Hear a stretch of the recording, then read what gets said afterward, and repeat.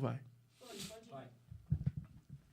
Boa noite a todos, seja bem-vindo a mais um episódio do nosso podcast Cristosofando. Eu sou Emerson Cicarelli e juntamente com você teremos um tempo de qualidade para falar dos oráculos divinos e da palavra do Deus Todo-Poderoso. Juntamente comigo, me acompanha nesse programa meu amigo, pastor Fábio Azaf, e hoje temos um convidado muito especial, uma pessoa maravilhosa, um grande homem de Deus, a qual já fazia um tempo que o Cristosofando queria trazê-lo para uma entrevista. Está conosco o pastor Joaquim de Andrade. Pastor Joaquim de Andrade, é um prazer, é uma honra ter o senhor aqui no nosso podcast Cristosofando. Seja bem-vindo, meu irmão. Obrigado, pastor Emerson. Obrigado, pastor Fábio. Que prazer estar pela primeira vez aqui no Cristosofando. Com toda certeza, vamos retornar outras vezes para termos aí alguns debates, né? Eu estou muito feliz e espero que seja bem produtiva a nossa participação aqui. Com certeza, pastor Joaquim. É a primeira de muitas. Né? Amém. Pastor Amém. Joaquim é um dos homens que eu mais debati até hoje nas mesas dos grandes debates de São Paulo, sempre educado, sempre cordial, mas firme nas suas defesas e um grande expoente da palavra de Deus, principalmente dentro da área da apologética, que é a área que nós iremos tratar nesse podcast. Você que já nos acompanha, não esquece de compartilhar essa live, não esqueça de enviar nos grupos de WhatsApp, não esqueça de mandar para os seus amigos, mande para aquelas pessoas que gostam de uma entrevista focada nas Escrituras Sagradas. E você que caiu de paraquedas, é a primeira vez que está conosco aqui no nosso podcast, não esqueça de seguir o Cristosofando e nos dar aquela ajuda. Deixa aquele joinha que é muito importante para que o YouTube entenda como relevante e envie e mostre para mais pessoas. Pastor Fábio Azaf, nesse momento, vai dar a sua saudação de entrada e vai estar falando um pouquinho mais a respeito do pastor Joaquim de Andrade. Pastor Joaquim de Andrade, é um prazer de você estar aqui conosco. Já debati junto com ele, já fui opositor, foi difícil e sempre, a cada momento, aprendendo com ele. Porém, hoje nós vamos falar sobre seitas e heresias e está aqui o homem para nos ensinar e dialogar sobre as seitas e heresias. E o currículo dele é muito importante para a gente entender um pouquinho da história do pastor Joaquim de Andrade. Ele é pastor da Igreja Batista Ágape, é diretor executivo do CREA, Centro Religioso de Estudos de Informações Apologéticas, e ele também é pesquisador, professor de filosofia, correto, pastor? Filosofia da religião. E de história também, né? Isso. E estamos aqui com esse homem, belíssimo no ensino, e nós vamos tirar o que é de bom dele sobre seitas e heresias, ok? Principalmente tratando de um assunto tão relevante aos nossos dias. Seitas e religiões.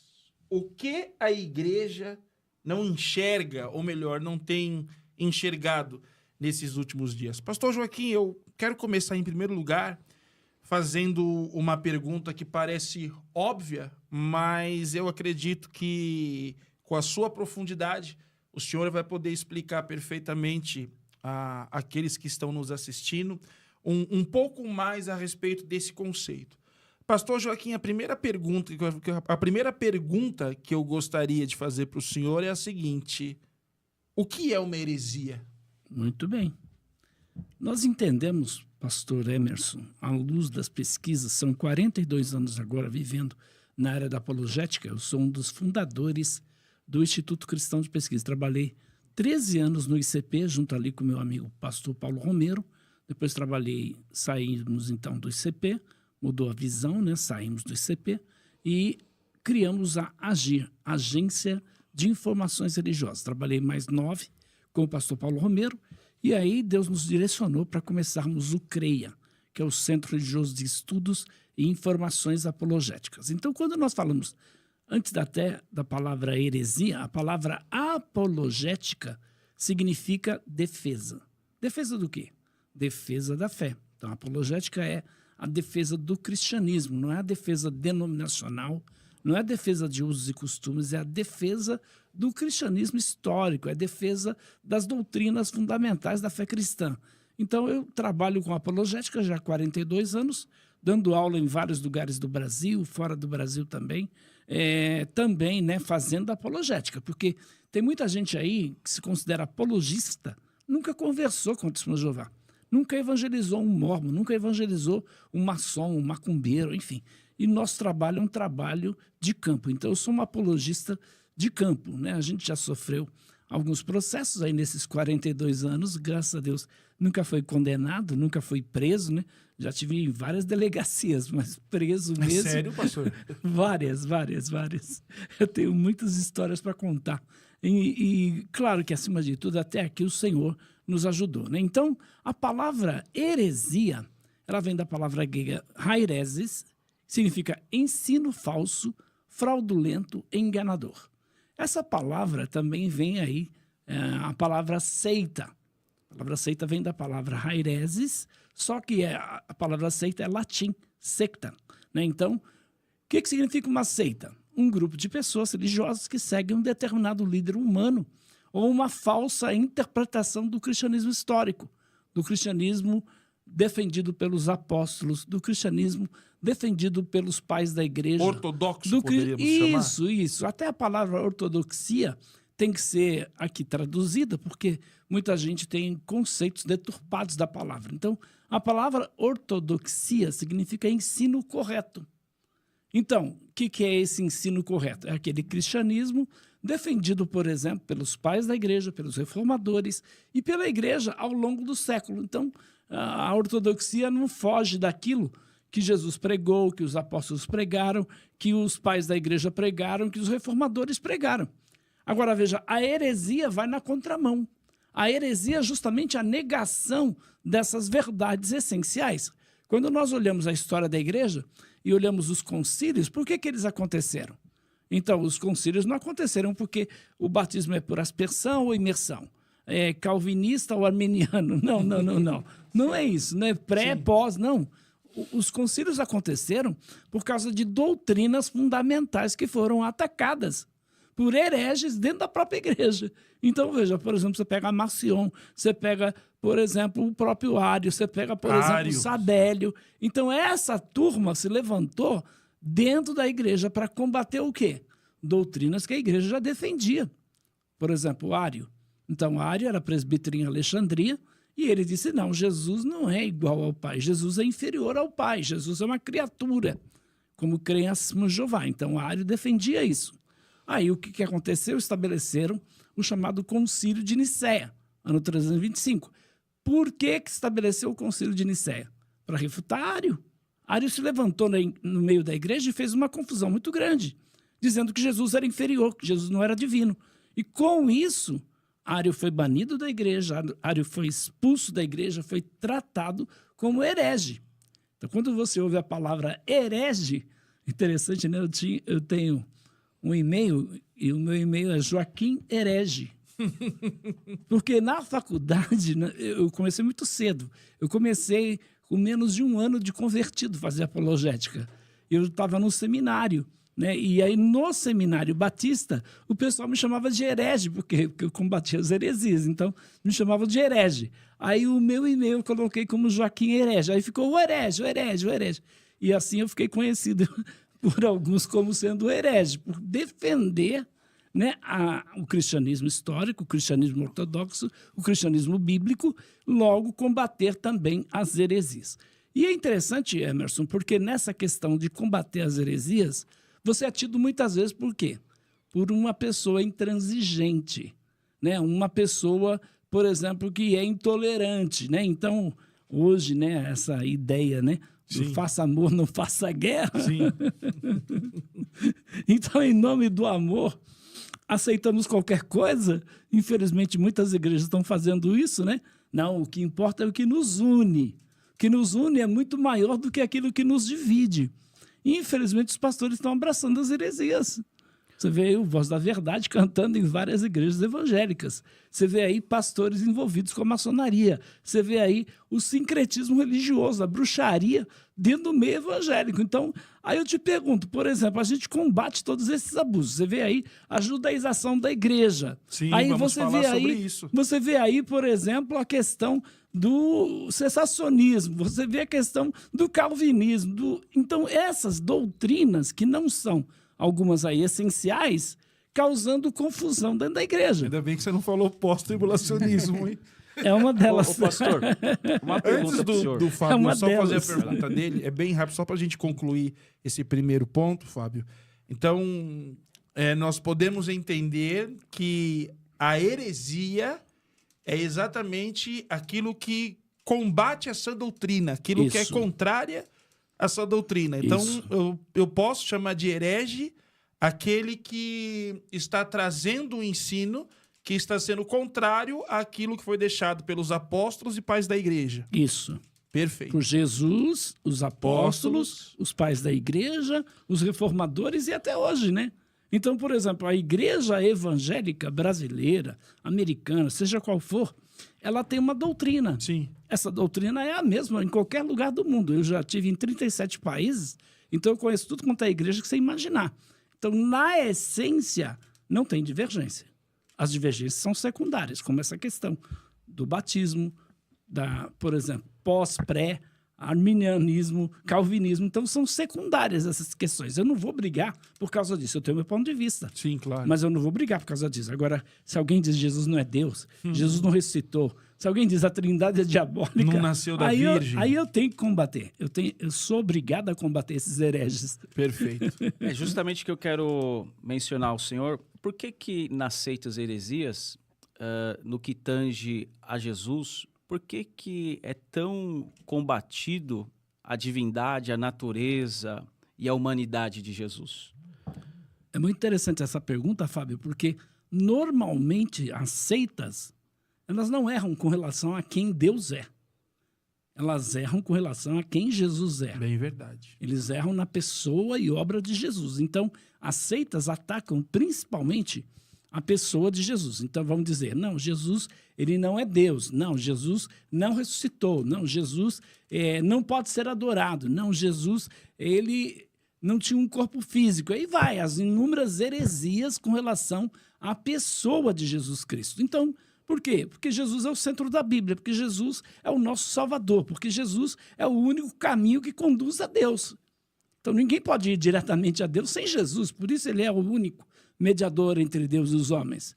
Agora eu vi aí, né, um pastor que está defendendo Maria, parece que ele está voltando para o catolicismo. né? Justamente. É aquele que a gente estava conversando. Aí eu te pergunto, por exemplo, porque os católicos, quando assistem um podcast como esse, vai dizer, os evangélicos são contra Maria. Não, nós não somos contra Maria. Os católicos vão dizer, os evangélicos são contra Maria. Não, nós damos a ela o lugar que lhe é devido. Justamente. Ela é bem-aventurada entre todas as mulheres, não tenha dúvida. Ela é a mãe do nosso Salvador, mas ela não é mediadora, ela não é rainha dos céus, ela não pode salvá-lo. A salvação é só por intermédio de Jesus. Quem morreu na cruz não foi a mãe dele. Então, quando nós falamos isso, os católicos se sentem ofendidos, né?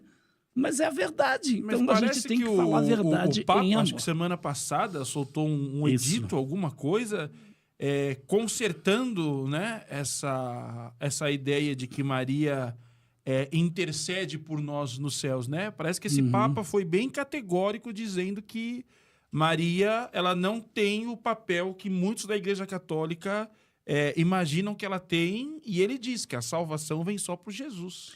A gente vê alguns padres, eu tenho assistido alguns padres aí na internet, eles defendendo O Papa, uma né? uma posição até cristã, Sim. mas eles ainda estão vinculados a Roma. Então, peraí, Roma sempre é eterna, né? Mesmo com um cara como, por exemplo, o Leão XIV falando isso, né? Ele fala isso porque ele é americano, né? Mas, por exemplo, você pega aí os papas todos, né? Todos eles defendiam Maria, todos eles defendiam a adoração a Maria, todos eles defendiam Maria como medianeira. Então, esse Papa e até os evangélicos estão dizendo assim, puxa, que bom, né? Os católicos estão se voltando para a Bíblia. Como eu gostaria que fosse verdade isso, mas quando você estuda o catolicismo, você vê, por exemplo, que o catolicismo é paganismo. Tem nada de cristianismo, é paganismo. É possível que tenha católicos cristãos? Se ele não crê na doutrina de Roma, se ele crê na Bíblia, mesmo estando na Igreja Católica, eu creio que é possível ele ser cristão. Se ele nasceu de novo, teve uma experiência com Cristo, aceitou Jesus como único e suficiente Salvador, quem sou eu para dizer que ele não é um salvo? Agora, afirmar que o catolicismo romano é cristianismo, aí é outra história. Como eles mesmos batem no peito dizendo que a única igreja que possui autoridade para interpretar a Bíblia, no caso, seria a Igreja Católica Apostólica Romana. E ela, na visão deles, é a arca que nos salva. E nós sabemos que nenhuma igreja é a arca que nos salva. Sim. A arca que nos salva é uma pessoa. É Jesus Cristo, não é pastor, não é bispo, não é padre, não é rabino, não é sheik. Quem nos salva é Jesus Cristo. O relacionamento pessoal com ele. Qualquer católico que tiver um relacionamento pessoal com Jesus e seguir a Bíblia, com toda certeza é meu irmão. Com Pastor, pode uma pergunta que veio aqui. Uma igreja pode se tornar uma seita sem mudar a sua doutrina oficial e de que forma?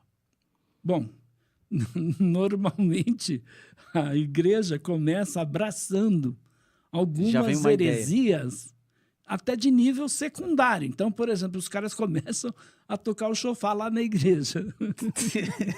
Sim, eu sei como é que... Aí os caras começam a fazer as festas, né, judaicas, festa do tabernáculo, festa das trombetas. Aí daqui a pouco eles estão tirando a cruz, colocando a estrela de Davi. Daqui a pouco o pastor não se considera mais pastor, ele é rocha, ele é rabino, entendeu? Aí ele acaba daqui a pouco negando uma doutrina essencial, como a Trindade. Entendeu? Sim. Então, normalmente, o diabo não vai dizer para as pessoas beba veneno e morra. Não vai dizer isso. Água pura. Água pura. E ele põe 2 gotas de veneno. A pessoa bebe e nem percebe. Daqui a pouco ele está tomando um copo de veneno, acreditando que é o quê? Água pura cristalina. Então, esse é o papel da apologética. Mostrar, por exemplo, que ele não é uma ovelha. Ele é um lobo em pele de ovelha. Então, é interessante, né? Eu tive o privilégio de ouvir algumas vezes, né? Aquele grande pregador, Paulo Júnior, né? Sim. Então, ele estava dizendo assim, 2 vezes eu ouvi ele dizer isso, em 2 eventos, um na Paraíba e outro aqui no Brás. Aí ele disse assim, um discípulo de Jesus jamais vai ser enganado por um falso profeta. Aí você pega Jesus, Mateus 24, Mateus 7, Jesus dando advertência para quem? Seus discípulos. Acautelai-vos. Que ninguém vos Que engane. ninguém vos engane. Por quê? Porque os lobos virão em pele de ovelhas. E Jesus disse assim, e muitos seguirão as suas dissoluções. Por causa deles, será aproximado do caminho da... Pedro vai dizer isso. Farão de vós negócios com palavras fingidas. Mas Jesus advertiu. Jesus lá, em Mateus, ele disse, acautelai-vos que ninguém vos engane. Surgirão falsos cristos, falsos profetas, farão grandes sinais. Então, a gente vê, infelizmente, muita gente sendo enganada por falsos profetas. Eles começaram bem. Você pega, por exemplo, aí, muitos desses de líderes de seitas, Sim. começaram bem. Então, por exemplo, Charles C. Russell, fundador da Testemunha de Jeová, ele era presbiteriano. Então, todas as heresias e seitas vieram das igrejas evangélicas, as chamadas seitas pseudo-cristãs. Certo. Não tem seita cristã, tem Certo. seita Pseudo-cristã. pseudo-cristã. Tá. Então, essas seitas se utilizam da Bíblia, falam de Jesus, falam de Deus, às vezes cantam os corinhos que a gente canta, às vezes até falam em línguas, etc. Então, essas seitas são seitas pseudo-cristãs, como Voz da Verdade, por exemplo, é uma igreja pentecostal. Quem vê o Carlos Moisés falar, diz, puxa vida, quem vê ele cantar então, fica arrebatado. Toca nas nossas igrejas, né? Os hinos dele. Na minha, não. Eu quis dizer... Na sua toca? Eu quis dizer, já tocou. Na minha, não. Eu Não, não sinceramente, já tocou, muitos já cantaram. É? Já. Na sua também? Não. Na Assembleia de Deus, antigamente, Antigamente eu cresci não. ouvindo Voz da Verdade. Antigamente não, ainda hoje cantam. E eu até gosto de contar isso, porque eu fui dar um estudo na igreja Assembleia de Deus em Jundiaí, e eu falava das seitas unicistas. E o pastor Ezequiel Soares é o pastor da igreja, presidente lá em Jundiaí. Ele não era o presidente na época. Sim. Aí, quando eu falei sobre o Voz da Verdade, o pastor Ezequiel ficou assim, abismado. Ele não sabia que eles eram unicistas. E o pastor Ezequiel começou a se interessar por apologética. Aí, quando ele foi convidado para escrever a revista falando sobre seitas e heresias, ele colocou um capítulo lá falando do Voz da Verdade. Sim. Aí sabe o que a Assembleia de Deus fez? O Zé Wellington proibiu de cantar Joaquim, nas igrejas Assembleias isso de que você Deus está do falando Brasil é tão sério nos outros que lugares nas que tem. escolas bíblicas dominicais, quando vinha a revistinha, Da a escola, revistinha da CPAD. não chamava nem apologética, chamava Seitas e Heresias. Você se É, lembra? Isso. Tinha um capítulo destinado ao Voz da Verdade. Isso, o pastor Ezequiel que escreveu. Pastor. E por causa disso saiu uma nota oficial para todas as igrejas Assembleias de Deus não cantar o hino do Voz da Verdade. Realmente foi proibido uma boa época. Aí sabe o que o Carlos Moisés fez? Lançou um CD, distribuiu esse CD para pastores, tentando, com hinos e tudo, mas com a palavra também, tentando defender o Voz da Verdade. Mas há pouco tempo eu vi o líder da Assembleia de Deus cantando o hino do Voz da Verdade. Existe heresias boas, pastor? Porque hoje, eu estou sendo até meio que irônico, a gente tem algumas igrejas que usam usos e costumes e alguns líderes dizem assim, não, existe umas heresias boas. Mas a gente hoje tem uma geração nova, uma mentalidade nova e eu digo sempre para esses jovens, não existe heresias boas, existe... Toda heresia é má. Exatamente. Então, essa pergunta pode ser um pouco até capciosa, mas eu queria que o senhor respondesse para o nosso telespectador, porque hoje... Pedro vai dizer que até importa que entre nós, entre os cristãos, haja os hereges, para que os eleitos se manifestem. Ele vai dizer isso, né? Agora, é interessante porque as heresias, né, são o quê? Uma distorção da verdade. E Pedro vai dizer heresias de perdição. Por que Pedro diz heresias de perdição? Porque tem heresias que não são de perdição. Sabia disso? Por exemplo, batizar criança é uma heresia de perdição? Não. Não. Agora, negar a divindade de Jesus é uma heresia de perdição. Entendeu a diferença? Sim. Quebra de maldição hereditária, uma heresia de perdição. Teologia da prosperidade, uma heresia de perdição? Não. Cessacionismo. É uma heresia? Sim. De perdição? Não. Mas Aí a gente não pode dizer, por exemplo, que os cessacionistas não são nossos irmãos. Ou que os calvinistas não são nossos irmãos. Essa é uma heresia ou que os terrível. arminianos não são nossos irmãos. Tá cutucando, hein, pastor? Não é isso, porque a gente tem muita coisa para conversar hoje muito. e eu nem quero falar sobre calvinismo, que a minha opinião é um pouco forte a respeito do calvinismo. Muito, mas muito forte. Eu acho ele muito destrutivo, a doutrina bíblica. Sim, e só pegando um gancho, é bom até a gente frisar isso. Por quê? Porque não foram os arminianos que provocaram os calvinistas. É o contrário. Quem estava tirando pessoas das igrejas eram os calvinistas. Eram os calvinistas que estavam combatendo o arminianismo. E aí, graças a Deus, os arminianos se armaram. Graças a Deus, os arminianos começaram a publicar livros, né, de Armínio. A própria CPAD começou a publicar livros aí, né, do Jaime Herson e é outros. uma batalha que vem até os dias de hoje, né, pastor? Sim, ninguém vai resolver isso. Pastor, não é uma mesa de podcast que nós vamos resolver. É verdade. Muitas tentam e também não conseguem, é verdade. Você que está conosco aí, deixa sua pergunta aí no chat. Bruna, tem pergunta no chat? Deixa sua pergunta aí no chat para o pastor Joaquim de Andrade. Vai compartilhando essa live, enviando para mais pessoas.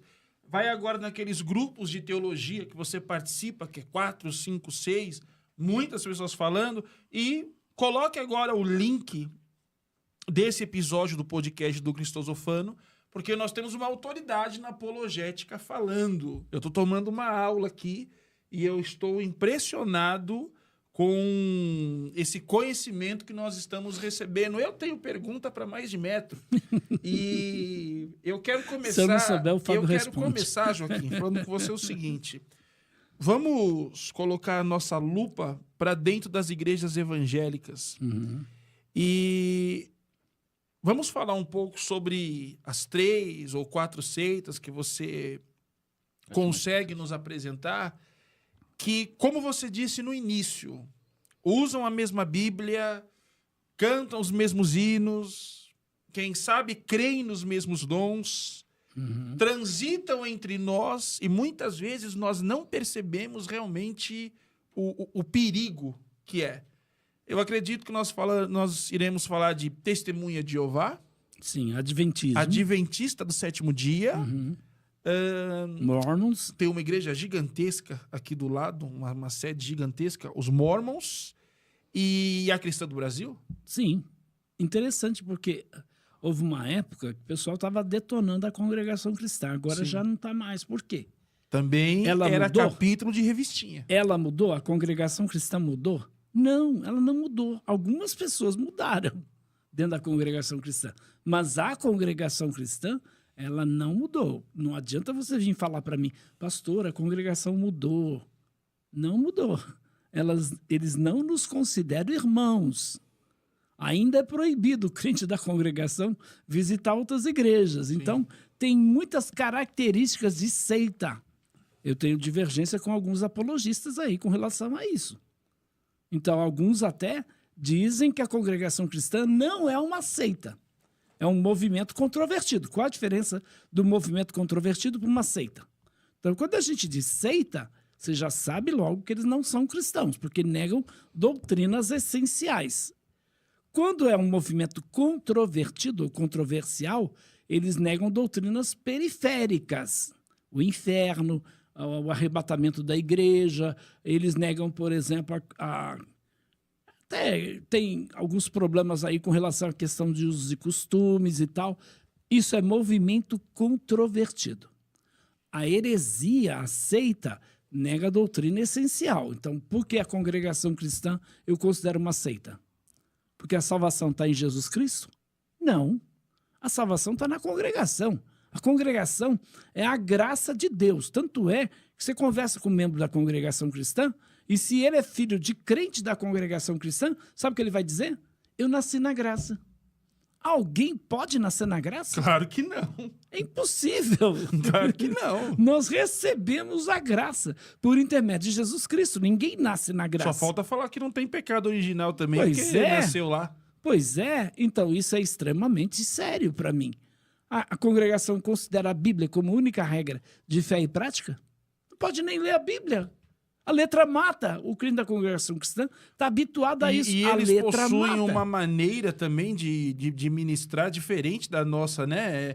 Dizem que Não. é uma revelação que vem do Você alto. sabe que tem até anciãos da congregação hoje pregando a Bíblia pura? Tem algumas congregações, por exemplo, o ancião lá do Jardim dos Ipês, ele é famoso.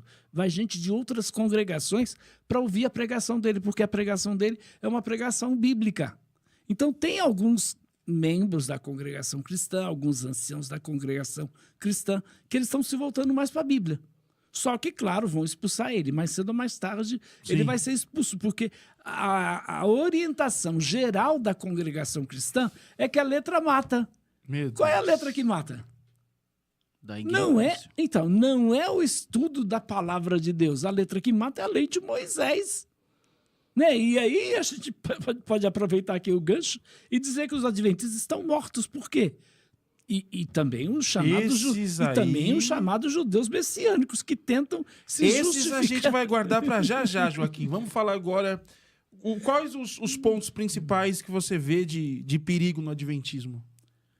Fora o sábado. Para mim, a igreja adventista é a pior seita para a igreja evangélica. Então, por exemplo, seitas e religiões, o que a igreja não enxerga? A igreja não enxerga que a igreja adventista do sétimo dia não é uma igreja cristã. A igreja não enxerga, por exemplo, que os adventistas estão tirando uma grande quantidade de evangélicos das nossas igrejas. Então, por que eles estão fazendo isso se eles nos consideram irmãos? Por que você vai lá, entra no site, por exemplo, da igreja, do canal Novo Tempo, você vê o testemunho de pessoas que eram evangélicas e agora são adventistas. Agora mesmo eu vi um testemunho de uma igreja inteira. O pastor, ele era da Assembleia de Deus, ele se converteu ao adventismo e mudou a placa da igreja. Converteu a igreja toda. Eu conheço uma igreja numa cidade chamada Corinto, em Minas Gerais. A igreja também era uma igreja pentecostal. O pastor abraçou o adventismo, ele fundou a igreja, ele estava lá com a turminha dele. Os adventistas foram lá e fizeram a festa. Aí mudaram a placa da igreja para a igreja adventista do sétimo dia. Então, veja, os adventistas do sétimo dia, eu considero realmente um problema sério. Não a igreja, são nossos irmãos. Não são nossos irmãos. A igreja tem que enxergar isso. Se a igreja não enxergar que os adventistas são hereges, que os adventistas são uma seita, que a igreja adventista é uma seita, eles vão continuar ceifando na nossa seara. Eles vão continuar enganando. Por que você acha que o Rodrigo Silva tem 30 mil alunos no curso dele de teologia? Por quê? Com toda certeza não são todos adventistas. A maioria são de igrejas evangélicas. E depois você pode observar aqui no próprio podcast, você vai ver um monte de gente defendendo a igreja adventista. Evangélico, hein? Evangélico. Agora, a maioria, a gente poderia citar alguns teólogos até, que estão aí abraçando o adventismo. Sim. Que estão andando de mãos dadas com Rodrigo Silva, com outros adventistas. Então, aí eu te pergunto, a igreja não quer enxergar que a igreja adventista do sétimo dia está baseada nos ensinos de uma mulher chamada Ellen White? Não vem adventista me dizer que a igreja está fundamentada na Bíblia, que Ellen White ensinou vocês a seguirem a Bíblia. Me engana que eu gosto. Isso aí me engana que eu gosto. Então, o adventista está seguindo os ensinos da senhora Ellen White. Porque a Bíblia não fala sobre doutrina do santuário, por sinal, juiz investigativo. São ensinos terríveis. São diabólicos. Diabólicos. Olha só, a minha declaração é forte, né? Talvez você que tem um parente aí no adventismo esteja assim, esse pastor é radical. Não, é diabólico. Por exemplo, uma igreja que ensina que Jesus tinha uma natureza caída pecaminosa. Meu Deus. Jesus não pecou. A igreja diz assim, ele não pecou. Mas ele tinha uma natureza caída vou comprar seu curso. pecaminosa. Vou comprar seu curso. Uma igreja que diz que Jesus vida, é o arcanjo Joaquim. Miguel. Sim, essa eu sabia. Uma igreja que diz que Jesus ela não completou. Ela já pôs data para a volta de Jesus. Foi ela ou foi o Russell? Foi o primeiro Mormon. foi o Guilherme Miller, William Miller, que era um pregador batista que fundou um grupo chamado Movimento do Advento na América. Aí ele disse que Cristo voltaria 22 de março de 1843, não veio. Aí marcou 22 de outubro de 1844, não veio.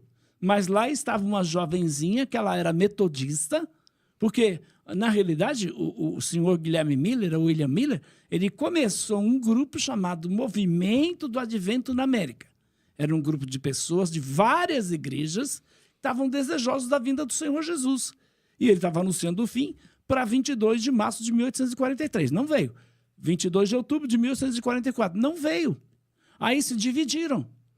Guilherme Miller voltou para sua igreja batista e morreu lá como batista, arrependido.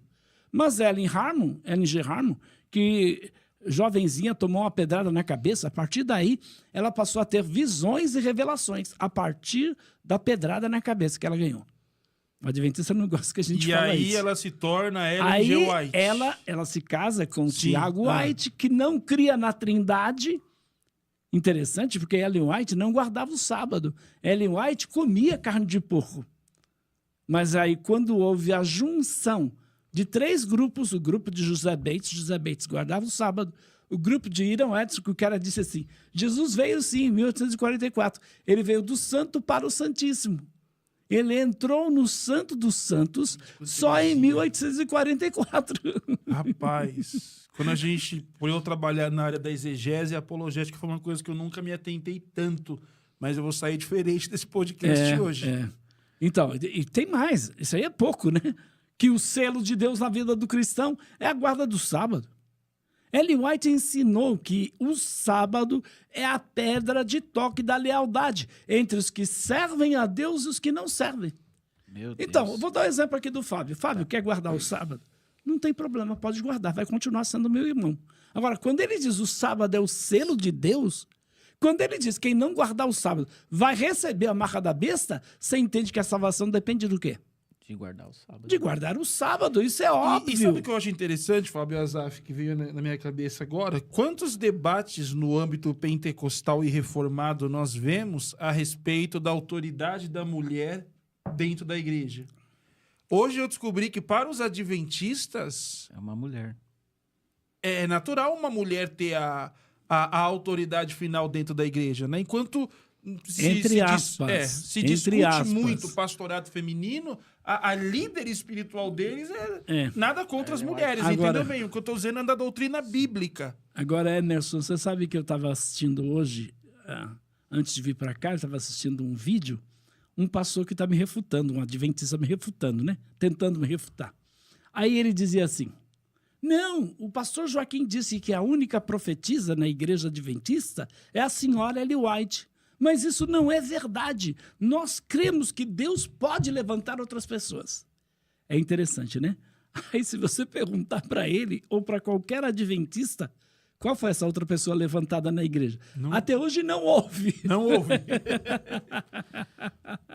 E a igreja Maranata, pastor? Porque é Então, uma igreja perigosíssima, né? Tá Você tem a Maranata e a congregação cristã que tem muita similaridade.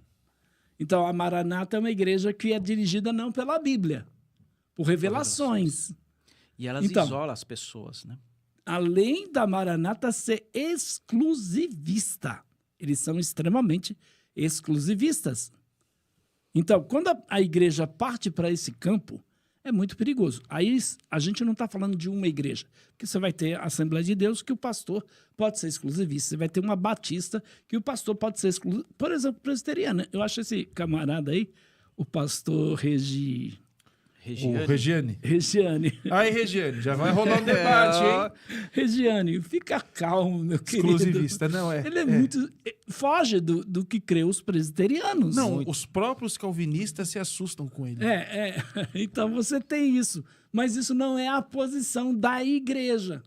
Entendeu a diferença? Já no caso da Maranata, não. É a posição de todas as igrejas maranatas. É a posição de toda a igreja congregação cristã. Se basear o quê? Nas revelações e não na Bíblia. Tá? E serem exclusivistas. Então, essa é uma característica também de seita. Agora, no passado, as igrejas evangélicas também tinham isso. O batista, por exemplo, se o assembleano fosse para a igreja batista, tinha que ser batizado de novo. Por quê? Estava numa seita. É interessante isso. E na Assembleia de Deus, o batista, quando ia para lá, tinha que ser batizado de novo. Eu ouvi relatos que na presbiteriana, se você chega formado em teologia, não sei se é verdade, vou tirar minhas dúvidas agora, você deve estudar de novo o curso teológico deles, porque de nada serviu o curso que você aprendeu antes. É interessante isso, né? Infelizmente tem esse posicionamento aí, né? É claro que uma preocupação, porque você sabe que a igreja presbiteriana, então ela normalmente é cessacionista, Sim. então normalmente ela é amilenista, Calvinista. né? Calvinista, e o camarada vem para lá, o pastor vem para lá, por exemplo, não pode ser admitido sem antes passar por essa reformulação doutrinária, porque vai trazer confusão. Testemunha de Jeová e Igreja dos Mórmons, Joaquim. Então, vamos primeiro falar. Eu queria só trabalhar mais isso do adventista. Tudo bem, vamos lá. Tá? Que é a questão de Satanás. O papel que o diabo ocupa na igreja adventista. Quando você vai para Levíticos 16, 5 a 10, tem lá o dia da expiação. Tem lá os 2 bodes que são apresentados para a expiação, para fazer a expiação. Então, você tem o bode emissário, você tem o bode expiatório. Para nós, cristãos, o bode expiatório é Cristo, que derramou seu sangue por nós. Sim. O bode emissário... É aquele que era solto Isso, no deserto. E aí, eles se apegam muito na palavra Azazel. Azazel. Então, Azazel significa o quê? Da Septuaginta Pompaio, afastamento, remoção, né? Aí o adventista vai dizer, não, mas Azazel é o diabo, porque na cultura judaica, Azazel era um demônio. Na cultura judaica. Mas é interessante porque não tem como ser o diabo o bode emissário. Por quê? O bode emissário é aquele que leva os pecados. Sim. Quem levou nossos pecados? Cristo. Segundo Isaías 53, foi Cristo. O diabo não vai pagar, meu querido, pelos seus pecados. Gente, Jesus o negócio é pior já do que eu imaginava, pagou hein? pelos seus pecados. Caramba. Então, quando um adventista crê que o diabo vai levar os pecados dele, o diabo é co-salvador com Jesus Cristo. Eu falar isso, o adventista vai dizer que é absurdo. Esse pastor é um mentiroso. Agora estamos chamando de mentiroso os adventistas. Esse pastor é um mentiroso. Estamos chamando de mentiroso porque eu falei de um camarada que eu debati lá em Campina Grande há mais de 20 anos. Eu debati com ele e o mais interessante, ele sumiu depois do debate. E alguém me falou que ele tinha falecido. Aí eu falei que ele tinha falecido. Aí um outro cara, que tem um podcast famoso, aí, um adventista, né? Veio à tona, trouxe o camarada. Ó, Joaquim, meu pai está vivo, ele não morreu, não. Para de ser mentiroso. E lá, no dia que eu tive o debate com o pai dele, sabe o que aconteceu? Eu fiz o apelo. Estava lá os adventistas, eu fiz o apelo. Veio um senhor à frente, aceitando Jesus, e o pessoal me disse que ele era adventista há mais de 30 anos. Eu vendi o peixe como eu comprei. E aí ele disse, o Joaquim é mentiroso, aquele homem não era adventista, nunca foi adventista. Então, eu estou sendo chamado de mentiroso, mas essa é a história. Agora, eu vou provar, inclusive, que esse camarada, Eliazar, nome dele, que tem um podcast aí dos adventistas famoso, vou provar para ele que eu não sou um mentiroso, não. Tá? Que eu posso ter me equivocado. E é interessante porque só depois de 20 anos é que eles foram falar de mim. Por que não falaram antes? Porque o pai dele não veio antes. Porque eu falo há quantos anos? Há 42 anos. Mas isso é costume deles, Joaquim, porque se eu falar para você que eu nunca debati sobre adventismo, debati 2 vezes com Ezequiel.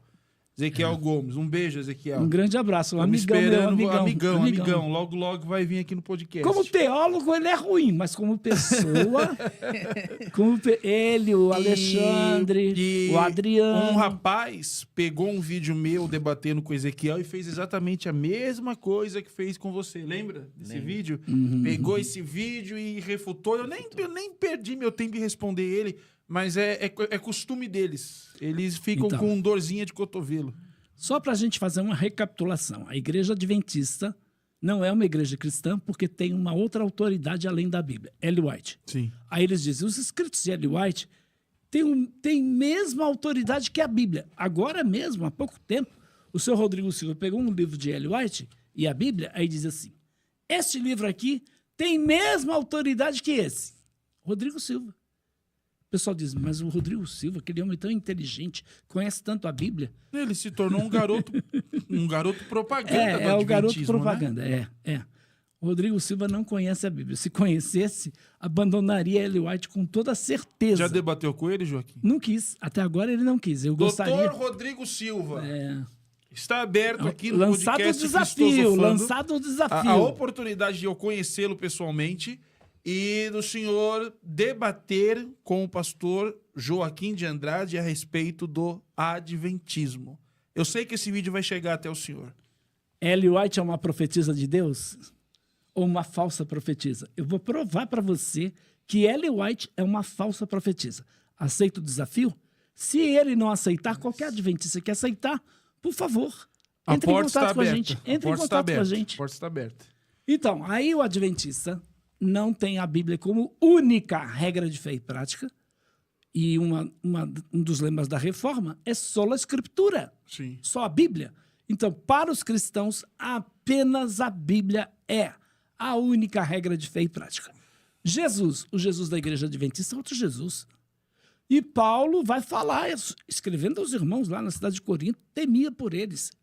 Que assim como a serpente enganou a Eva com a sua astúcia, assim também os irmãos seriam enganados com o quê? Com outro Jesus, outro evangelho, outro espírito. Então, o Jesus da igreja adventista é o arcanjo Miguel. Não completou a sua obra na cruz do Calvário, foi completar em 1844. O Jesus da Igreja Adventista tinha uma natureza pecaminosa. Ellen White diz que ele não era o Todo-Poderoso, logo é um outro Jesus. E se alguém crê num outro Jesus, não pode ser chamado de cristão. E sabe o que você me fez Muita coisa, lembrar? Tem que fazer a parte 2, porque é muita informação. Sabe o que você me fez lembrar, Joaquim? O compêndio das 7 cartas do Apocalipse, né? Que é uma defesa apologética desde o século I, parando para analisar. Por quê? Porque dentro do compêndio das 7 cartas do Apocalipse haviam 3 preocupações. A primeira delas, a perca do primeiro amor, ao esperar a volta de Jesus. O surgimento dos falsos profetas, né? E aí em Pérgamo nós temos Balaão, que é o conceito da teologia da prosperidade. Em Pérgamo. Só que agora, falando da Ellen White, você me fez lembrar de Tiatira, que havia uma mulher em Sim. Que havia uma mulher em Tiatira que era Causando confusão tolerada, na igreja, causando né? uma confusão terrível na igreja. Então, e o terceiro ponto era que o mundanismo, né, acabasse entrando também dentro da igreja. Então, nós percebemos que o que se encontra no Apocalipse, porque a apologética, Joaquim, pelo que eu vejo, ela existe desde os apóstolos. O apóstolo Paulo gastou mais de 70% dos seus escritos defendendo a fé, fazendo A apologética. carta aos Colossenses, muitas cartas, né? 70%. Então, você pega 1 João, 2 João, 3 João, Evangelho de João. Combatendo quem? Os gnósticos? Sim, o Evangelho de Extremamente João é um tratado apologético. Sim. Para provar a divindade de Jesus, a humanidade dele. Então, Totalmente. você tinha os gnósticos que estavam se infiltrando dentro da igreja. Foi uma das seitas que mais perseguiu o cristianismo. Está vivo hoje ainda. Havia os docetistas também. Sim, você tem isso dentro Bom, da o igreja. Novo Testamento é uma defesa apologética, né, Joaquim? Porque nós temos Judas também, né? Judas, segundo a Pedro. Pedro também se preocupa com isso, né? Fantástico. É algo fantástico. Então, fica bem claro a mensagem que até eu recebi, estou impactado do adventismo, porque eu nunca tinha me aprofundado tanto nesse assunto. Com certeza. E a apologética vai ser uma das minhas áreas em 2026, porque eu vi como isso é muito importante. Existem 2 seitas que estão crescendo, né, pastor? A Igreja dos Mormons, de uma forma bem sorrateira, e a doutrina dos muçulmanos, né? E eu gostaria que o senhor pudesse explicar para nós as doutrinas falsas deles e como eles estão crescendo. E a gente vê até ali na Praça da Sé, né, da Sé, como eles estão interagindo com o público nosso e crescendo de uma forma bem exponencial, e a igreja muitas vezes está dispersa sobre isso. Então, eu gostaria que o senhor pudesse Nós estamos explicar. aqui muito próximos do Centro Missionário dos Mormons em São Paulo, tá aqui na Casa Verde. Aqui, ó. Então, tá bem aqui próximo. Eles têm 75 mil missionários de tempo integral. Você sabia que todo homem na igreja mormon tem que dar 2 anos no campo missionário? Todos os homens? Todos os homens vão dar 2 anos no campo missionário. Você sabia que quando uma mãe mormon está esperando um filho, os pais fazem uma poupança para quando ele sair com 18 anos ir para o campo missionário? Você sabia que a igreja foi fundada com base nas revelações de um profeta chamado Joseph Smith? Então, Joseph Smith era um presbiteriano. Ele tinha alguns problemas. Por exemplo, Joseph Smith era um jovem caçador de tesouros. Ele vendia mapas de tesouros inexistentes. Aí ele foi orar no bosque. Presbiteriano foi orar no bosque. Quem apareceu para ele? Deus, o Pai, Jesus Cristo. Eita. E aí, Os 3 de uma vez, caramba. Deus, o Pai, Jesus Cristo apareceu para ele. morreu, Aí, não. aí o que Deus disse para ele? Ouve, meu filho. Aí ele ouviu. Jesus disse então que houve uma apostasia geral, as igrejas apostataram, e que ele iria restaurar o evangelho de Jesus Cristo. Depois de 3 anos, mais ou menos, ele estava orando, apareceu para ele um anjo chamado Moroni. Moroni. Esse anjo não está na Bíblia, não Sim. procura que não está. Nem nos livros judaicos. Nem na igreja católica Sim. tem. É verdade. Apareceu Nem no Talmud, Moroni. Muito Apareceu menos. Moroni. Aí esse anjo disse que num monte chamado Cumorah, em Palmira, perto de Nova York, tinha lá umas placas de ouro escritas numa língua inexistente. Ninguém descobriu essa língua até hoje, chamada Hieroglifo do Egípcio Reformado. Aí o que aconteceu? Segundo relatos da Igreja Mórmon, Joseph Smith foi lá, cavou e encontrou essas placas de ouro. Levou para a casa dele, mas ele não conseguia ler.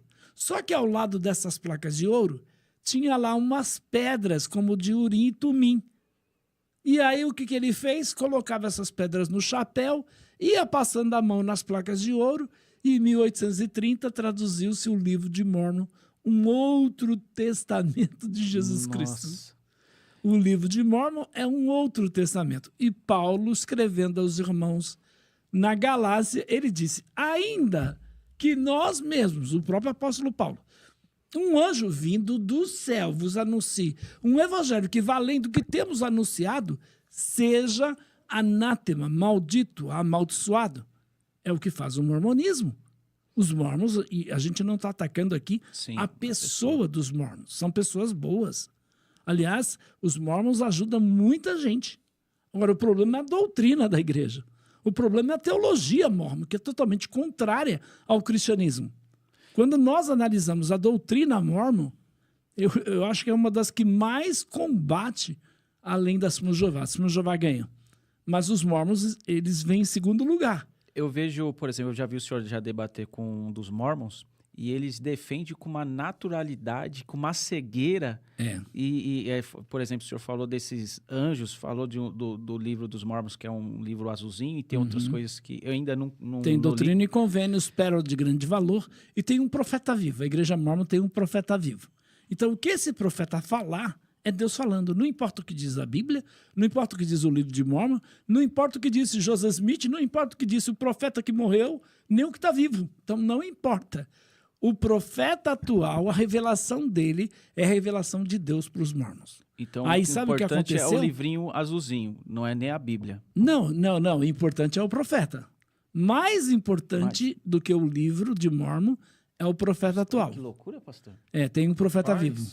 Então, por exemplo, por 140 anos a Igreja Mórmon proibiu o negro de entrar no templo mórmon.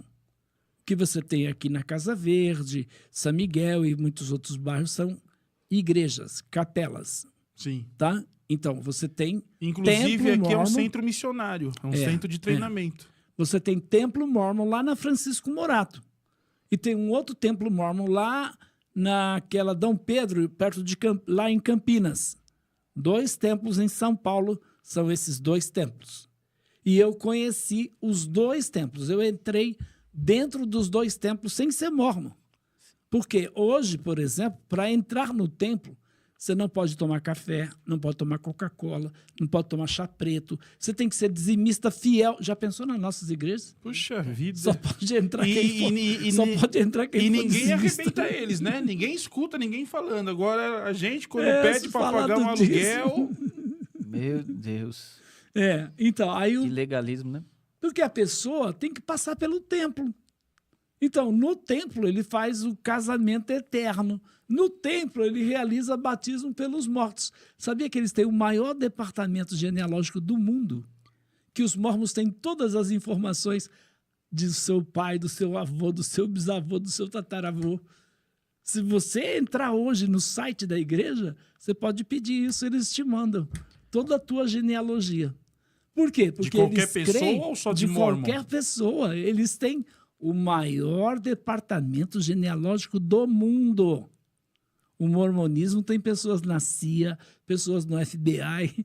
Eles têm um poder incrível. Isso é verdade. Eles são donos de um estado, o estado de Utah.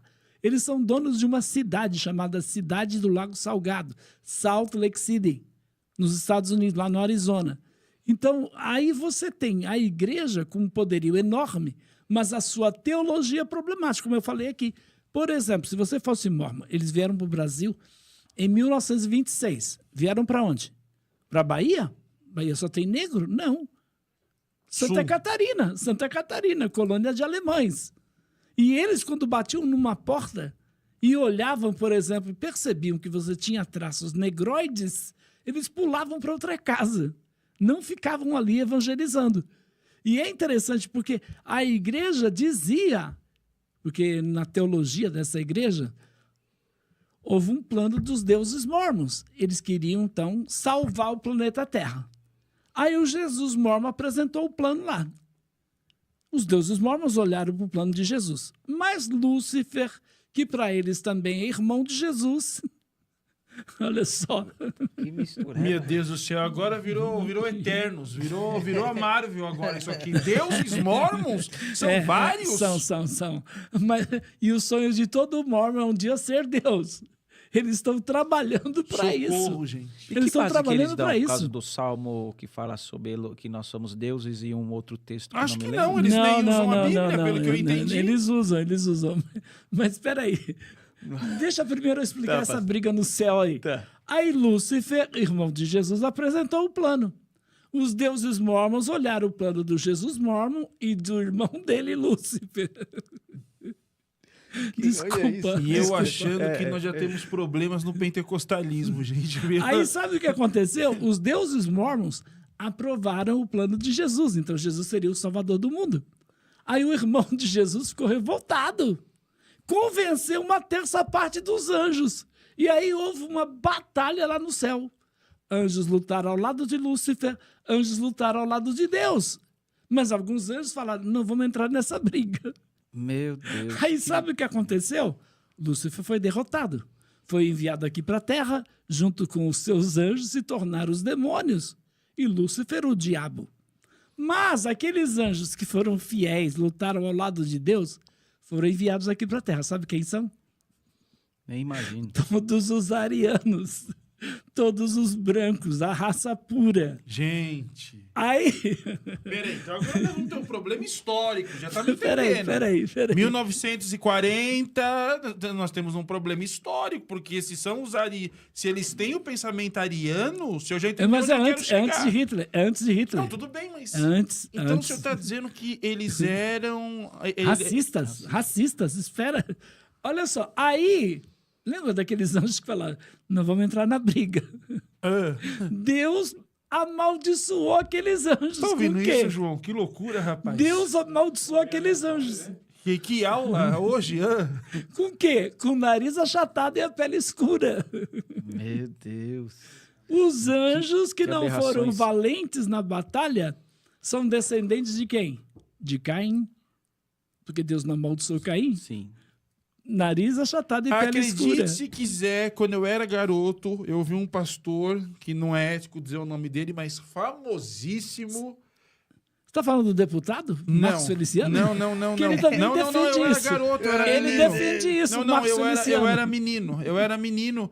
E ele teve, pentecostal, de Assembleia de Deus, ele teve a ousadia de dizer que O negro é da linhagem de Caim. pele negra é da linhagem O cainita. Marcos Feliciano diz isso também. O Marcos Feliciano diz isso. Então ele tirou disso daí, né?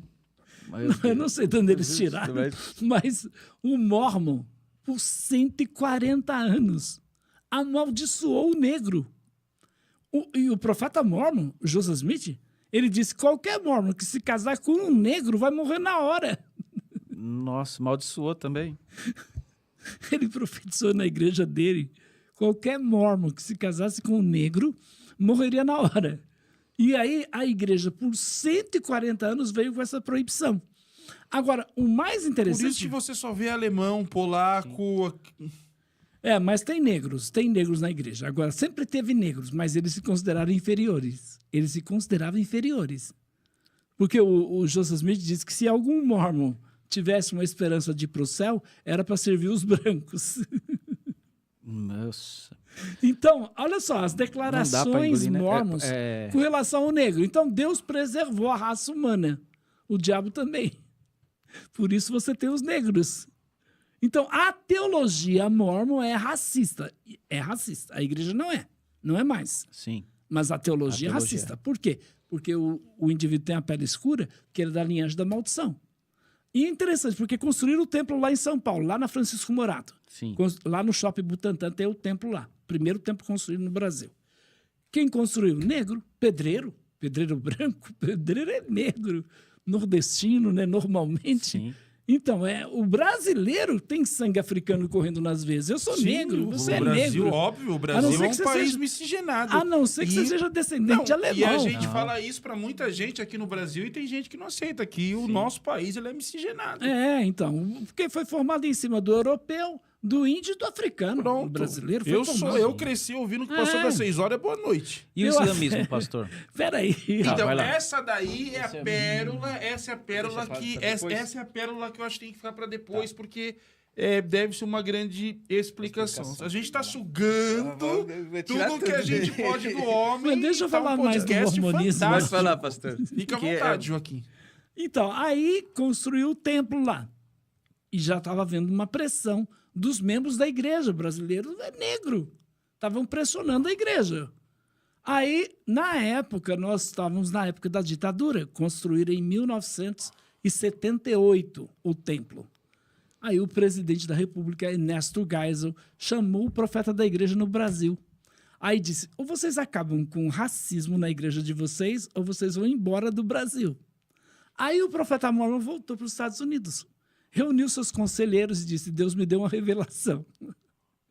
A partir de agora, o negro não é mais amaldiçoado por Deus. Deus tirou a maldição. Na verdade, ele tomou um apavoro do Geisel e aí... E a igreja crescia no Brasil, né? Então, por causa do Brasil, a doutrina mudou no mundo inteiro. E eles não entravam em muitos países africanos. Muitos países eles não entravam. Mas por causa do Brasil, eles estão fazendo a festa hoje na África. Nossa. Os mormons. É incrível. Falando, por exemplo, voltando ainda sobre a questão do islamismo, Sim. o islamismo está varrendo a África. E nós sabemos que a verdade. África foi evangelizada. E esse é um ponto importantíssimo para a gente falar, que eu acho que merece muito a nossa atenção, porque é o perigo do século XXI. É a maior ameaça para a igreja. Eu considero o islamismo o maior desafio para a igreja evangélica. Agora, não pense que os muçulmanos estão crescendo, porque é a religião que mais cresce na França e na Inglaterra. Sabia disso? Na Europa, né? Países cristãos. Sim. Você sabia que a Testemunha de Jeová, por exemplo, é a segunda religião na Itália, em Portugal, em muitos países da Europa, na Cresce, Espanha. sim. Eles crescem assim também, a Testemunha de Jeová. Mas o islamismo está varrendo a Europa. Por quê? Por causa que o islamismo, as pessoas estão convencidas de que é a verdade? Não. Não. Estratégia familiar. Isso. O número de Isso. filhos. Enquanto os evangélicos, eu tenho 4 filhos, tá? Eu também fiz a minha parte. João, Eu fiz ainda a não minha tenho parte. nenhum. Fiz a minha parte, combati a semente no que pude. Mas, A minha filha mais velha tem 2 filhos. A minha filha do meio também tem 2. Então, tá tudo bem tudo entre a bem. gente lá. Agora, a verdade é essa. O islamismo cresce Exatamente. principalmente por causa dessa visão que eles têm. Estratégia familiar. Eles carregam E eles ser- vão para muitos países e eles já têm as esposas no país dele. Sim. Mas O eles... semita, o semita, vamos assim dizer, o Oriente, né? Quem vive no Oriente Médio, eles primeiro que vivem debaixo daquela bênção que Deus deu a Abraão. Uhum. Que em ti serão benditas todas as suas famílias da terra. E outra coisa, eles levam esse conceito de o número de vocês será como a areia do mar ao pé da letra. Isso. É interessante que a gente chega na igreja, o casal acabou de ter um filho. Aí, brincando, né? Nós falamos assim, poxa vida, uma menina, né? Quando é que vem mais um para fazer companhia para a menina? Tá amarrado em nome de Jesus, chega, fazer não quero operação, filho, não sei o quê. vasectomia. Vou fazer operação. É. E essa é a mentalidade europeia que veio para a América do Sul. Tanto é que o Brasil já está sendo considerado um país de idosos, sabia disso? Sim. Está crescendo assustadoramente. Igual a Itália. Tá acontecendo isso no Brasil. Agora, esse lance da islamização começa dentro de casa, porque é uma escadinha. É 7 filhos, 8 filhos. E desde pequeno recitando o Corão. Isso. Aprendendo o Eu Corão. tive numa cidade chamada Bissau, de um país chamado Guiné-Bissau. Sim. Você vai na feira, um mercado grande, eles estão nas ruas, lá, sentado na calçada, ensinando as crianças o Alcorão. Aonde você vê isso na igreja? Aonde você vê isso na igreja? Pastor Joaquim, eu falo com propriedade de causa. Tem escola dominical. Seitas e religiões, o que a igreja não enxerga. Tem escola dominical tem escola dominical não. Tem departamento infantil para criança. A criança bate o pé, chorou uma vez ou duas, fez um chorinho uma ou duas, a mãe sobe, pega a criança, desce a criança e não deixa a criança aprender o mínimo que pode ser ouvido dentro da escolinha. E aí, as igrejas da área VIP tem um parquinho incrível para as crianças e as mães ficam deslumbradas, né? Exatamente. Olham, por exemplo, Exatamente. o que está sendo ensinado para os filhos. Exatamente. Olham aquela estrutura. É nessa igreja que eu quero ficar, porque aqui tem estrutura. Na igreja do pastor Joaquim, aquela classe simples, aquela classezinha, pobre, aquela lousa. pobre. Eu sei. Mas, Joaquim, entrando nessa área de línguas orientais, que é um pouco o que eu atuo, trabalho, o Islã é uma religião pesada. Ele tem também seus 5 pontos, né? Uhum. Ele tem seus cinco pontos cruciais. É uma religião pesada e é uma religião que obriga. Nós podemos ver isso até pela maneira a grande religião que a mulher se é. veste. É a grande religião que O que faz as graças pessoas à força. O que faz, então, mas o que faz pessoas de primeiro mundo Aceitar isso, né? se converter a isso? É uma cegueira espiritual. A gente não tem outra interpretação. Não existe outra interpretação. A lógica foge completamente. Veja que eles estão implantando a Sharia na França, na Inglaterra, países cristãos. Como eles conseguem implantar isso? Suécia. Então, Os países escandinavos são de tendência ateia. Eles conseguem entrar. Como eles conseguem implantar isso? A força. Eles brigam por aquilo que eles acreditam. Dominam bairros, colocam seus hábitos no bairro que você mora. Uhum. E aqui vai prevalecer isso. E ai de quem for contra. Ai de quem for contra. Então, com isso, nós, por exemplo, evangélicos, eu te pergunto, a gente procura os nossos direitos? A gente procura impor o cristianismo para alguém? A gente procura... Se quer evangelizar... Até porque... Se quer evangelizar, a igreja não está fazendo. Até porque o cristianismo, me entenda bem, o cristianismo, ele é visto como uma religião da paz. A ponto que, muitas vezes, acaba fazendo com que essa paz venha exatamente anular até mesmo os direitos que nós temos e possuímos. E relativizar a fé cristã. Esse é o maior problema. Exatamente. Enquanto o Alcorão é aquilo que está ali, pronto e acabou. Você tem que aceitar e pronto. Não tem esse negócio de meio termo. E outra coisa que me assusta você não vai encontrar. é que você tem os sunitas e os xiitas. Isso.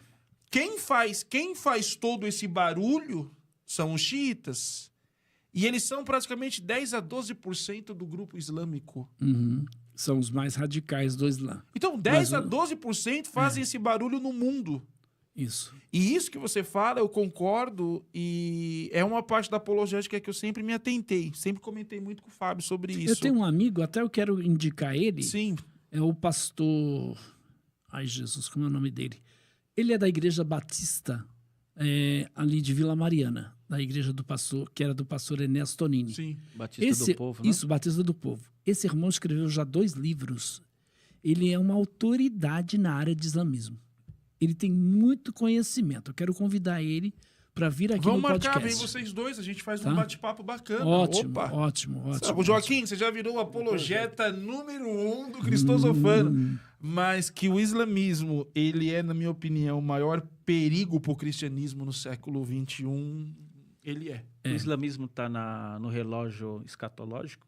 Na sua percepção de estudo escatológico? Por exemplo, eu tomo muito cuidado com isso porque é tudo muito especulativo, né? Sim. Tem muita gente, por exemplo, defendendo que o anticristo vai ser Islâmico. muçulmano. Eu não concordo, eu não vejo. Então, é difícil de você afirmar categoricamente isso. Sim. Então, na área da escatologia, eu prefiro até não afirmar essas isso. coisas, mas o islamismo tem um papel fundamental.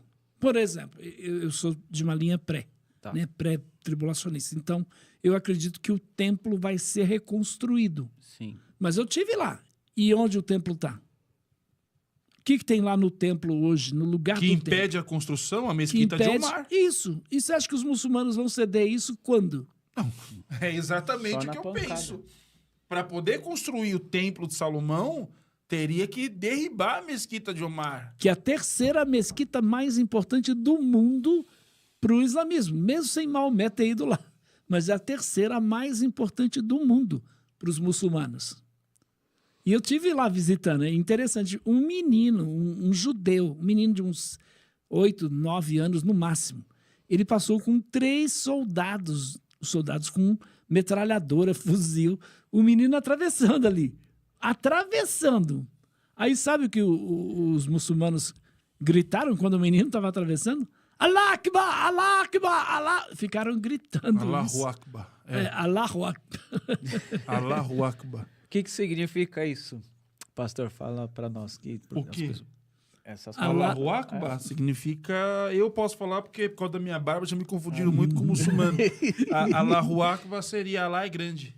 Allah é grande. É o grande, né? É o grande isso.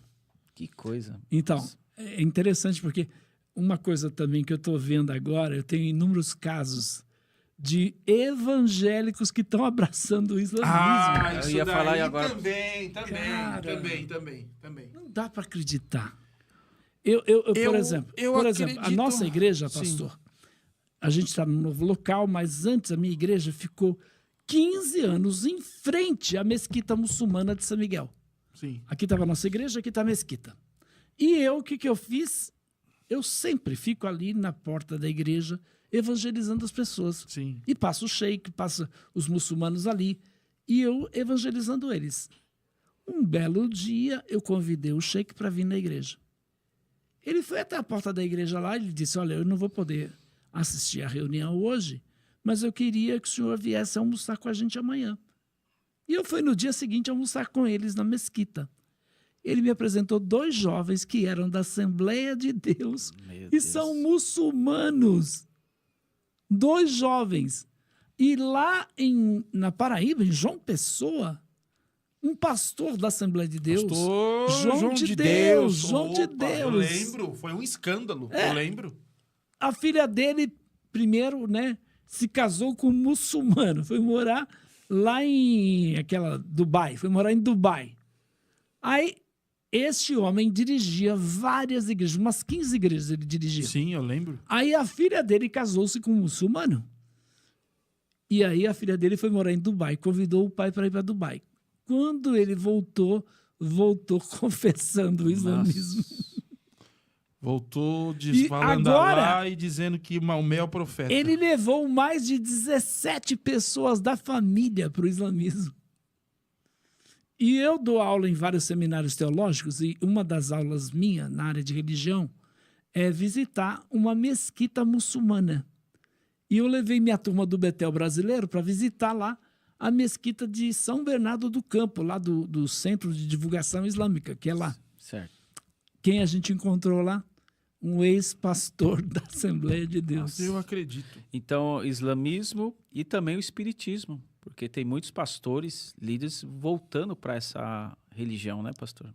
E até mesmo introduzindo isso dentro das igrejas. Né? A gente tem um tipo de espiritismo gospel, né? Olha Isso só. aí dá muito debate. Olha só. Isso aí dá outra entrevista. Continuando, exatamente. Continuando a respeito do Islã, é interessante que as pessoas, muitas delas acabam indo para o Islã exatamente porque encontram, na concepção delas, encontram no Islã disciplina. Disciplina. E por se magoarem muito com coisas que vêm na vida, por exemplo, de pessoas e de líderes evangélicos. Como, por exemplo, isso também é o caso do espiritismo. Sim. Eu estava comendo uma acarajé domingo agora na feira, lá em Guarulhos, e eu estava olhando lá um senhor que estava conversando com a família.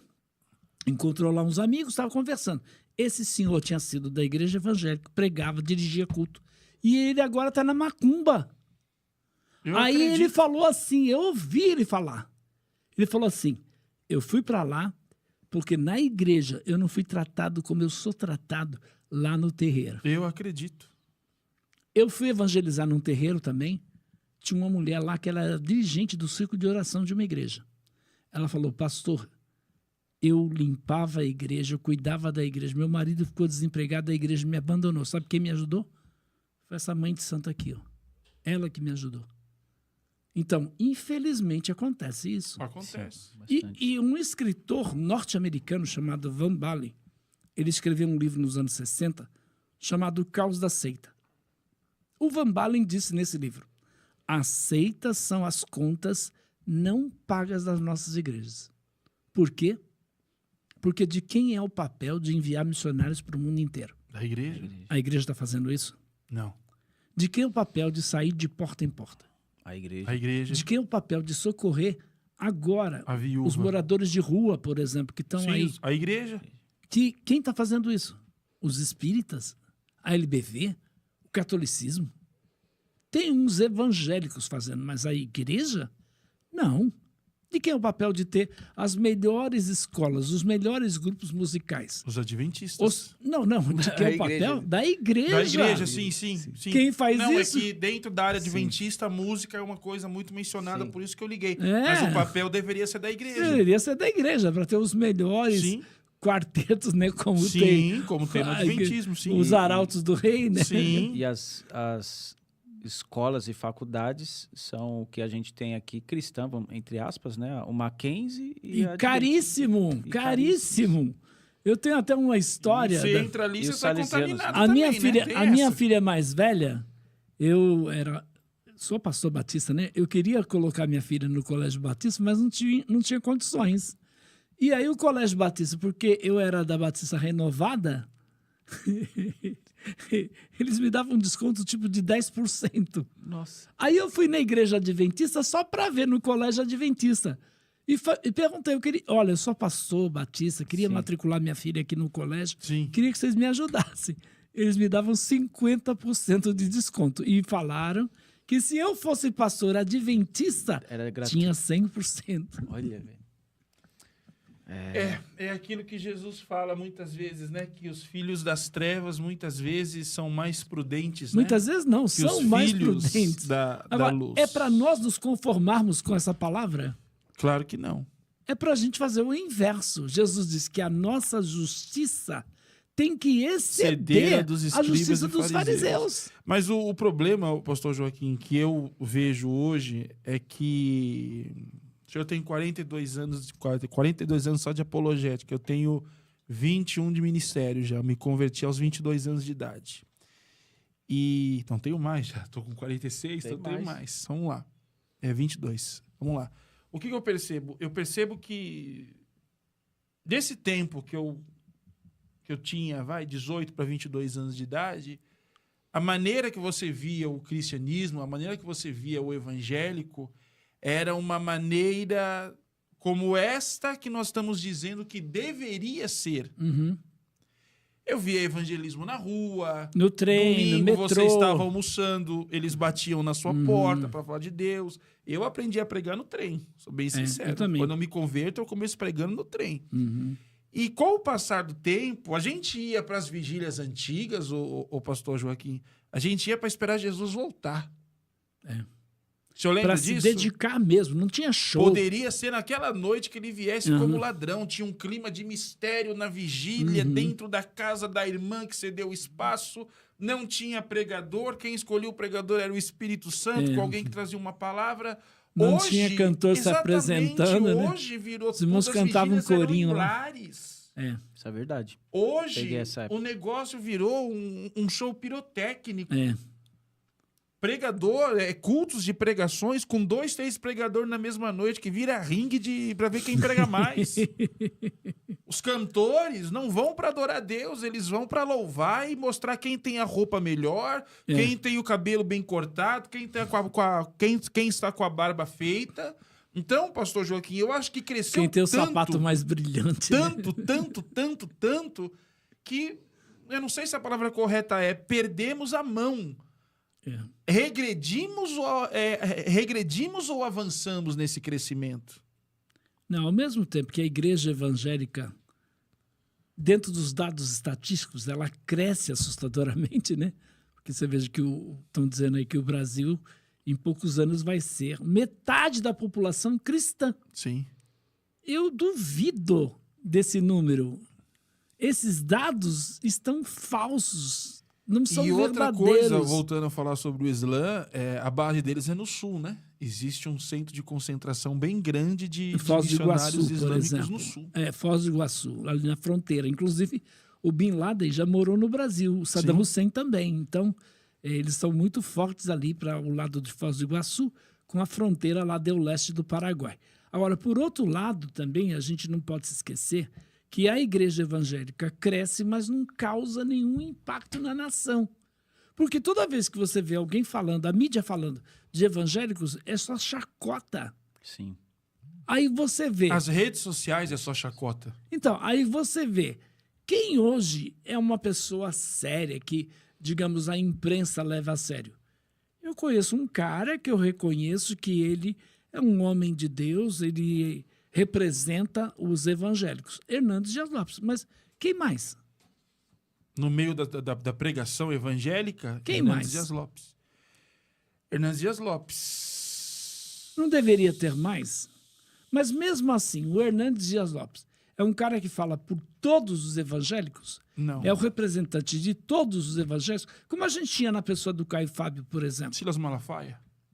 Como tínhamos na pessoa do Silas Malafaia. Mas o Silas Malafaia hoje quem é?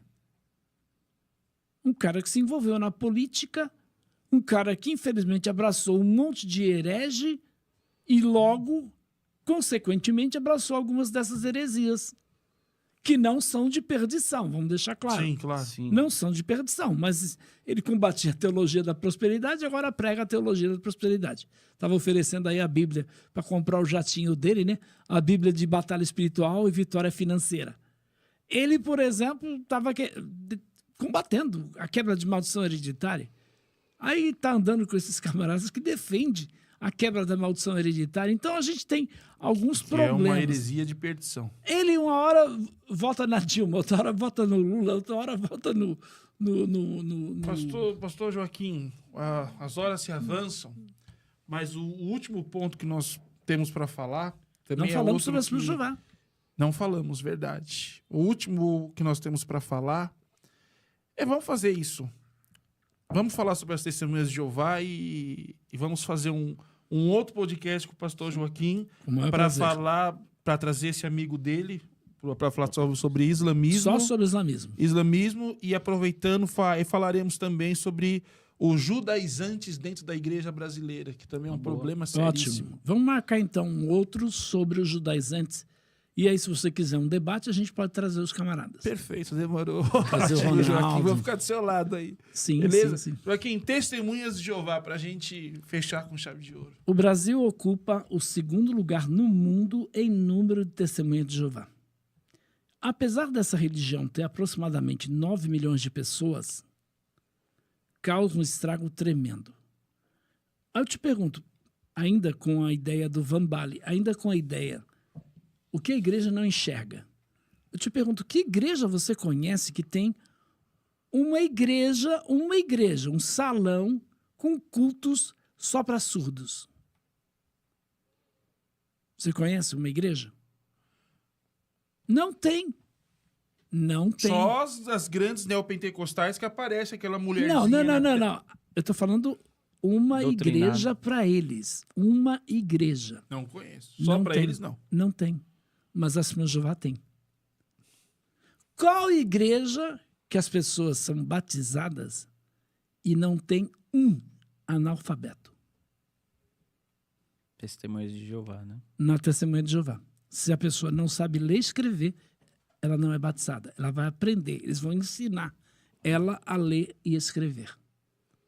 Então, na Testemunha de Jeová, para você ser batizado não é fácil. Na nossa igreja, até o pessoal fala na hora lá, né? Tem gente que briga, né? Tem Não, que fala criar na uma hora. estratégia de batismo para batizar na hora. Não, Verdade. fala na hora lá. Tem igreja que fala, não, você que está sentindo aí quer ser batizado. Sim. O cara nem sabe o que é o evangelho. Entendeu? Não é que eu estou dizendo que o cara tem que fazer um curso para ser batizado, não é isso. Sim. Mas o mínimo ele tem que saber. Sim. E a igreja tem que saber quem ela está batizando também. Justamente. Tá? Então a gente tem esses equívocos aí da igreja evangélica. As Testemunhas de Jeová estão indo todos os dias. Você pode marcar. Se você mora numa residência, 20 dias no máximo. Se eles bateram hoje, você pode contar. 20 dias eles estão de volta na tua casa. É uma estratégia. É uma estratégia. É o programa deles. É super organizado. Muito bem, estamos falando de organização, mas a Assembleia de Jeová mata em nome de Deus. Por que mata em nome de Deus? Eu fui processado agora. Nem sei o resultado, mas aí eu estou falando aqui.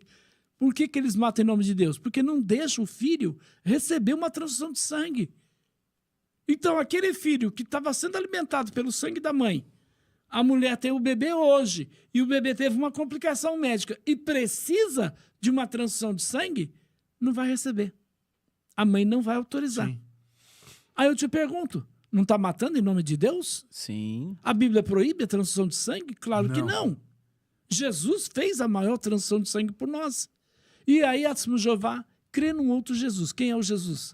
É o arcanjo Miguel, também para eles, como os adventistas. Tem muita similaridade entre as doutrinas adventistas e também da Assembleia de Jeová.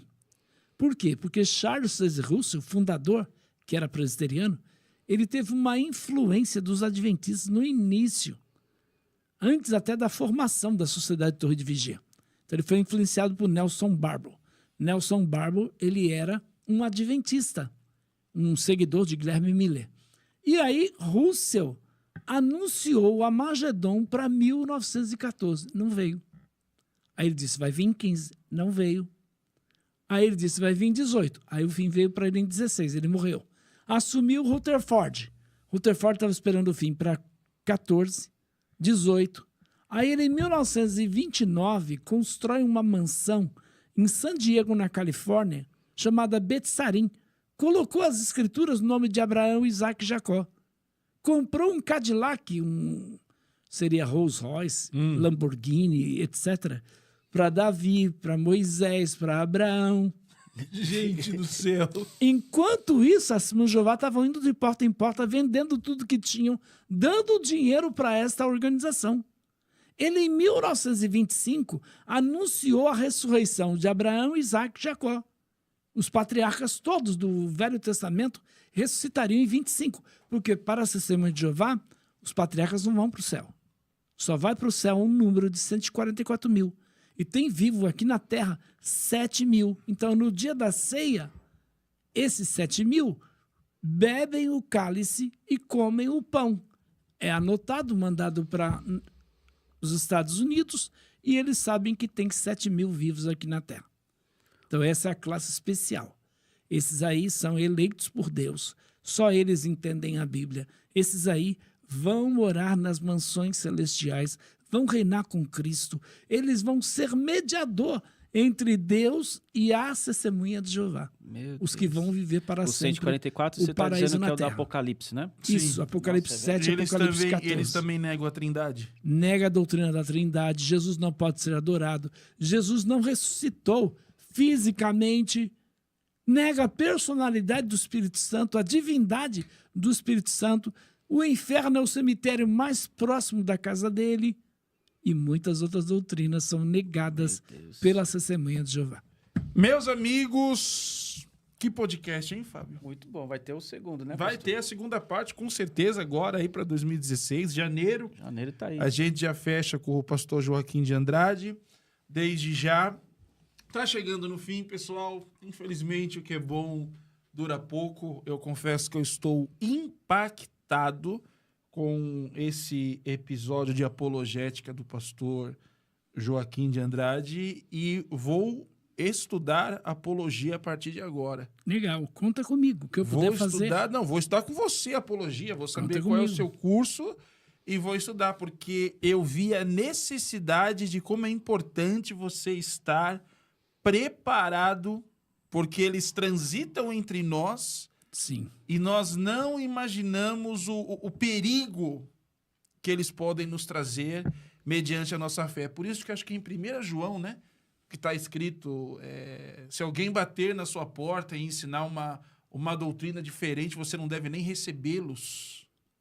Aí a gente tem que fazer uma exegese desse texto. Não, exatamente. Porque se pensar dessa forma, pastor, a gente não vai receber ninguém, porque Sim. todo mundo é contrário ao O que cristianismo. ele quer dizer é que você não deve... Quando ele diz para não saudar, nem o saudar, que quem o sauda tem parte nas suas obras, dentro do contexto judaico, você simplesmente receber alguém na sua casa é concordar com ele. Então Sim. tem essa questão aí. E a gente sabe que nós não concordamos com eles e você deve receber na sua casa sim. Agora, fala de Jesus para ele. Esteja preparado, esteja instruídos. Isso, não vai estudar com ele, porque ele não tem a verdade, você pode ser enganado, você não está preparado para debater com uma testemunha de Jeová. Então, por isso, eu não recomendo. Eu recomendo que você dê um testemunho para ele do que Jesus fez na sua vida, da salvação, de como Jesus é o único e suficiente Salvador. Faça isso. Fala para o testemunho de Jeová, ó, quer ter vida eterna? Só em Jesus Cristo. Você pode morar no céu, porque Jesus disse que na casa dele tinha muitas moradas, não 144 mil, muitas. Perfeito. Pessoal, tá chegando no final. Desde já quero agradecer por mais um episódio. Pastor Fábio Azaf, suas considerações finais. Pô, é um prazer ter o pastor Joaquim de Andrade aqui trazendo esse conhecimento. Nossa, parabéns para o senhor e a casa está aberta para o senhor. Obrigado, pastor. Obrigado, pastor. Quem deseja te encontrar nas redes sociais, Fábio? Fica ali no Instagram, fabio.azaf.rodrigues. Só chegar. Perfeito. Pastor Joaquim de Andrade, um prazer ter o senhor aqui, meu amigo. Que Deus lhe abençoe, continue lhe fortalecendo e fortalecendo o senhor nesse ministério incrível e fantástico. Já era seu admirador, agora então muito mais. Foi uma honra ter o senhor aqui. Suas considerações finais. Eu quero agradecer em primeiro lugar a Deus, agradecer ao pastor Fábio, agradecer a você, a Emerson, pelo convite, agradecer a toda a equipe que está aí envolvida, né? Sua filha, o João, que Deus os abençoe grandemente. Você que está sintonizado no podcast, compartilha isso, tá bom? Se não está inscrito ainda, se inscreve. Quer entrar no meu canal? Eu também tenho um canal no YouTube, PR Joaquim de Andrade. Vai ser colocado aí no final nossas redes sociais. Vai ser colocado aí também meu WhatsApp. Eu sou escritor, tenho um livro chamado Controvérsias, Modismos e Heresias que Ameaçam a Igreja Brasileira. Vou pedir para depois colocar no final aqui também do vídeo.